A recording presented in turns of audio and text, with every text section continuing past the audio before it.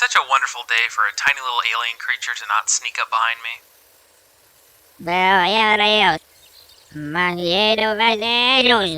Oh, hi little guy, what are you?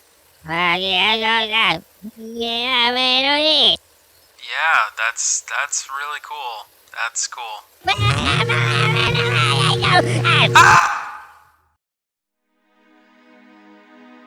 Hey, welcome back. You know, with all the recent updates to the MCC and all the new dig site content that they've been releasing, it's a pretty exciting time for Halo. I don't think there's ever been a consistent amount of content dropped like this, probably not within like 15 years or something. The last Halo thing I remember being excited for was Halo Reach, and that was quite a while ago. So in honor of them releasing all this new stuff, I thought I'd do a bit of digging of my own and go back to the good old days of Halo Custom Edition. Now, if you don't know what Halo Custom Edition is, it was the PC port of Halo Combat Evolved that just included a lot of developer tools and different ways to mess around with the game. This was the main source of modding before they brought MCC to Steam and the whole workshop content thing. The website halomaps.org is really the main place to get all of your Halo Custom Edition mods. So I kind of wanted to look around there, and I found some pretty cool stuff. And the first thing I noticed is that a lot of people have made newer maps in the Halo series in Halo CE, which really piqued my interest. I mean, I really like Halo CE's gameplay, and the multiplayer is just a lot of fun. I know a lot of people say that it's kind of like a first-person shooter party game, and that's exactly how I would describe it. I feel like anyone can pick up Halo CE and have a good time. So porting new maps and things, I'm just all for. And they had a lot of good Halo 3 maps. So that's what we're going to be doing today. We're going to be looking at 3 Halo 3 maps, but they're going to be in Halo CE. The first map I found was Sandtrap. Now, Sandtrap is probably my favorite map from Halo 3. It's just so large and open, and this is a very faithful rendition of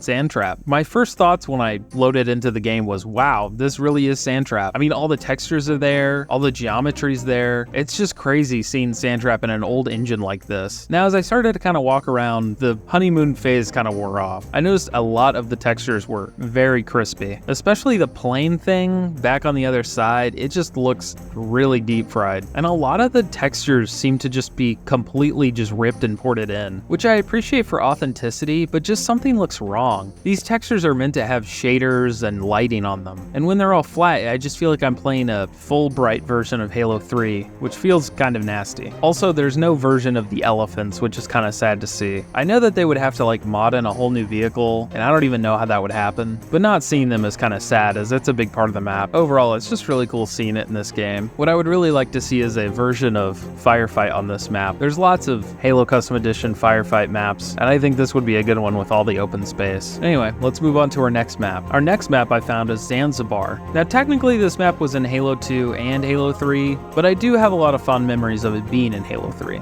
And just from the get-go, I have to say, this map looks really good. I don't know, something about the way they downgraded the textures.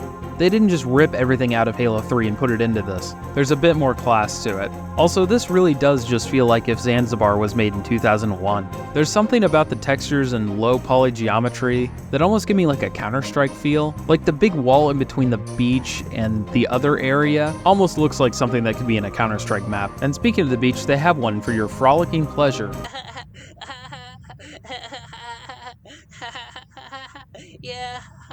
And I mean, this place has some really beautiful and lush areas. The spot over by where you first spawn is so green and nice. It's just peak retro level design. You know, something like this, it's really interesting to see. It's something that's been iterated on again and again. I don't know how many Halo games have this map. And seeing this version is really interesting just because they took a creative license that I wasn't really expecting, and they really ran with the Halo 1 aesthetic. You know, the fact that you don't see Earth much in Halo 1 is kind of something that made people so excited for Halo 2. And I feel like this gives a pretty good representation of what Halo 1's Earth setting would kind of be like. It's fascinated me to think about those kind of things. Anyway, I really enjoyed that map, so let's move on to the next one. Now, I'm sorry, I kind of lied when I said these would all be Halo 3 maps, although this one is called Valhalla. This one's kind of a weird mashup map. It's a lot like Fragmentation from Halo Infinite, but it's kind of got this weird split biome where one side of the map is snow and the other side is really green. I feel like this idea that the Halo ring is this weird self-contained ecosystem, and then it has weird areas where things have gone wrong or they've had to cram in as much ecosystem as possible, really got lost along the way a long time ago. So it's really cool to see it here. Oh yeah, by the way, they have warthogs in this map. I don't know how many people are familiar with Halo Custom Edition. I know a lot lot of the custom maps have things like this, vehicles from future Halo games, but I'm just not as used to it. I think it's so cool. Being able to drive around the map in Halo 1 on a tiny little mongoose is probably the coolest thing ever. And they have the giant man cannons, just like in Valhalla. They're kind of weird and strange. They don't let you move around 10 seconds after you land, but hey, I think it's really cool. Man cannons in Halo C, who would have thought? There's also this weird little cave section down here. You can jump fully in the water, which seems really weird to me. From my memory, water kills Master Chief in 2 seconds, so it's weird you can be this deep. But yeah, you can climb back through these rocks and get to a Banshee, which is pretty cool. And no, you can't fly up here. I tried.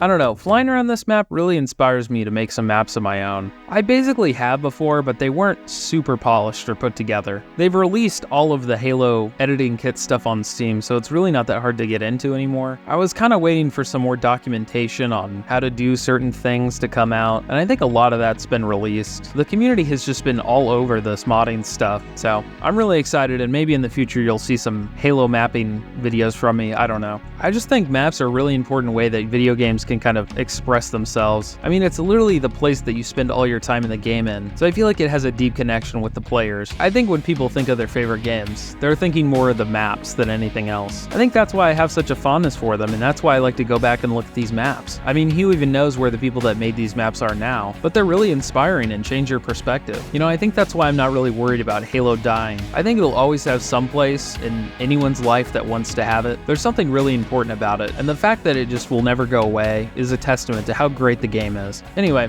I appreciate you watching me go through these maps, and I hope you enjoyed the video. Thanks for watching.